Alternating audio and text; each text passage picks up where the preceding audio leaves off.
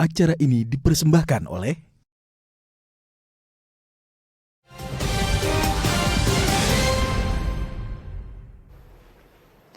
Terima kasih pemirsa, masih bersama kami di HUT Spesial 19 tahun DAI TV memberikan dampak menggerakkan kebaikan.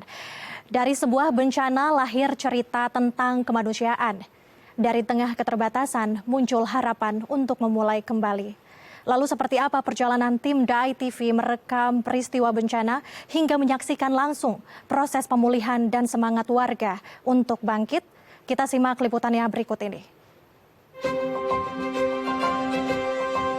Bencana banjir bandang dan tanah longsor yang melanda Aceh, Sumatera Utara, dan Sumatera Barat mengakibatkan dampak luar biasa. Hujan deras yang turun selama beberapa hari menyebabkan sungai-sungai meluap dan lereng perbukitan runtuh. Ratusan desa terendam banjir dan infrastruktur vital terputus mengakibatkan bencana di 3 provinsi tersebut. Badan Nasional Penanggulangan Bencana merilis total korban meninggal dunia akibat bencana banjir dan longsor di 3 provinsi, yaitu Aceh, Sumatera Utara, dan Sumatera Barat, mencapai 1.016 jiwa. Di tengah kompetisi dunia media yang berlomba menyajikan informasi bencana Sumatera secara cepat untuk menarik perhatian penonton, DAI TV hadir tidak hanya mewartakan dampak dari musibah, namun juga menggerakkan empati publik dan mengajak pemirsa peduli dengan berinteraksi dan mendampingi warga korban bencana melalui penyaluran bantuan langsung hingga peninjauan rumah warga yang terdampak.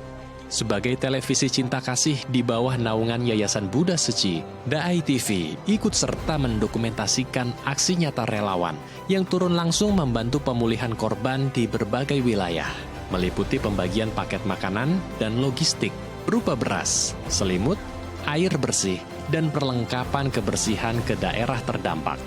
Tak hanya saat tanggap darurat bencana, DAI TV menyiarkan saat pemulihan pasca bencana, di antaranya dengan melaporkan perkembangan peresmian hunian tetap bagi warga terdampak oleh Yayasan Buddha Seci, dalam rehabilitasi dan rekonstruksi dengan membangun 500 unit hunian tetap bagi para penyintas banjir di Sumatera Barat, 100 rumah di Aceh Utara, dan 120 hunian tetap bagi warga terdampak bencana di Desa HP Song Baru, Batang Toru, Tapanuli Selatan, Sumatera Utara.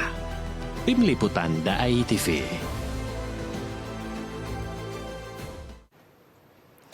Ya pemirsa, dan untuk mendengarkan seperti apa pengalaman tim liputan DAI TV Medan merekam kisah bencana dan pemulihannya, sudah tersambung bersama kami lewat sambungan Zoom dengan Khairiyah Lubis atau biasa dipanggil dengan Awi, produser eksekutif DAI TV Medan. Baik, selamat siang Kak Awi, apa kabar? Selamat siang Lintang, apa kabar? Selamat ulang tahun ke-19 buat DAI TV. Terima kasih Kak Awi. Baik, Kak Awi, saat menjadi saksi bencana di Sumatera pada akhir tahun 2025 lalu, apakah tim DAI Medan selalu memilih angle berita yang mengedepankan informasi bantuan? Ya, oke, benar sekali Lintang. Jadi di DAI TV kita itu punya konsep mengedepankan jurnalisme bencana, ya. Jadi dalam jurnalisme bencana, perspektif kita itu harus kepada kepada korban, gitu. Jadi bagaimana kita sebagai media itu bisa memberikan informasi kepada masyarakat tentang apa yang terjadi di lokasi bencana. Jadi jurnalisme bencana itu adalah jurnalisme dengan sudut pandang korban. Ada banyak korban yang membutuhkan bantuan. Jadi misalnya pada saat bencana Sumatera kemarin, karena banyak rumah-rumah yang sudah hanyut ya, sehingga masyarakat nggak bisa memasak. Jadi kita mengabarkan bahwa masyarakat pengungsi, warga yang terdampak itu membutuhkan air minum, kemudian juga makanan, dan juga selimut, tempat hunian gitu. Nah, dengan kabar yang kita berikan melalui televisi bahwa hal itu dibutuhkan oleh pengungsi, maka pemirsa yang menonton mengetahui seperti apa bantuan yang dibutuhkan, sehingga bantuan itu bisa tepat gitu, sesuai dengan yang dibutuhkan gitu. Nah, begitu juga di dalam kita melakukan peliputan-peliputan selama ini, misalnya bersama Yayasan Buddha Seci, ya, Dai TV selalu bersama-sama untuk memberikan informasi tentang bantuan apa yang sudah diberikan oleh yayasan juga lembaga-lembaga lain, itu sehingga masyarakat bisa melihat ya bahwa bantuan yang ini sudah diberikan dan kepada warga yang terdampak juga bisa mendapatkan bantuan yang benar-benar mereka butuhkan gitu di dalam peristiwa bencana yang terjadi.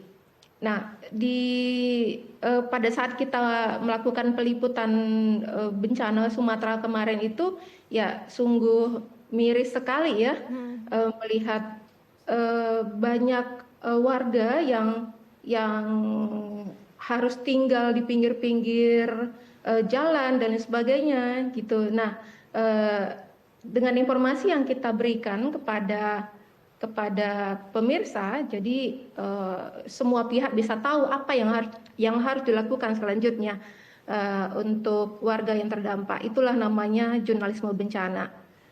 Gitu, Baik, Linda. Kak Awi. Di usia 19 tahun Dai TV berdampak menggerakkan kebaikan. Apa saja yang dilakukan oleh teman-teman di Medan dalam kampanye ini, Kak Awi? Ya, oke. Dai TV selama ini selalu melakukan kegiatan-kegiatan yang berdampak ya. Jadi selain kita meliput di lapangan dengan juga ingin menginspirasi orang untuk membuat kebaikan, kita sebagai karyawan Dai TV juga melakukan kegiatan-kegiatan yang berdampak gitu. Jadi misalnya setiap tahun kita selalu punya program tanam kebaikan. Ini adalah program menanam pohon, kita menanam mangrove ya, dan juga pohon-pohon keras yang lainnya. Itu program yang kita lakukan setiap tahun dan ini dikerjakan oleh karyawan. Kita bergantian menjadi penanggung jawab untuk kegiatan tersebut dan kita bekerja sama dengan mitra-mitra kita, perusahaan-perusahaan yang kita ajak untuk bersama-sama bersama Dai TV dan juga kita melibatkan warga setempat gitu agar warga ini juga bisa Baik. bisa menjaga pohon-pohon yang sudah kita tanam. Baik, terima kasih Kak Haira Lubis atau Kak Awi. Tadi kita lihat juga banyak sekali aksi dampak ya dari Dai Berdampak dan juga memberikan kebaikan ini yang dilakukan oleh Dai TV Medan. Selamat ulang tahun juga untuk Dai TV Medan di sana. Terima kasih Kak Awi. Ya, terima kasih. Dan pemirsa, untuk memperingati 19 tahun perjalanannya, Dai TV mempersembahkan Dai Night 2026. Sebuah perayaan spesial yang menghadirkan musik nostalgia dan pesan-pesan kebaikan dalam satu panggung. Informasinya usai jeda tetap di Halo Indonesia Special HUT 19 tahun Dai TV.